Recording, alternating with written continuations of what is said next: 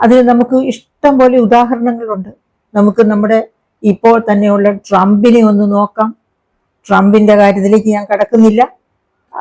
പുടിനെ നോക്കാം, ഷീ ജിൻപിങ്ങിനെ നോക്കാം. മാവോ സേതുങ്ങിനെ പറ്റി കേട്ടിട്ടുണ്ടോ?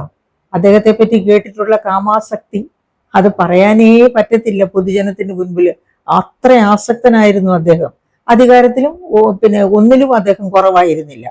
ഇനി അതുപോലെയാണ് നമ്മൾ ഏത് നേതാക്കന്മാരെ എടുത്താലും വളരെ ചുരുക്കം നേതാക്കന്മാർ മാത്രമേ ഈ 7 മാരക പാപങ്ങൾക്ക് അടിപ്പെടാത്തവരായിട്ട് കാണൂ.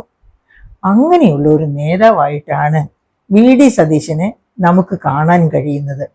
ഇപ്പോൾ അദ്ദേഹം news maker of the year ആയിട്ട് മനോരമയുടെ ചാലഞ്ചില് തെരഞ്ഞെടുക്കപ്പെട്ടിരിക്കുന്നു. അത് പൊതുജനമാണ് തെരഞ്ഞെടുത്തത്.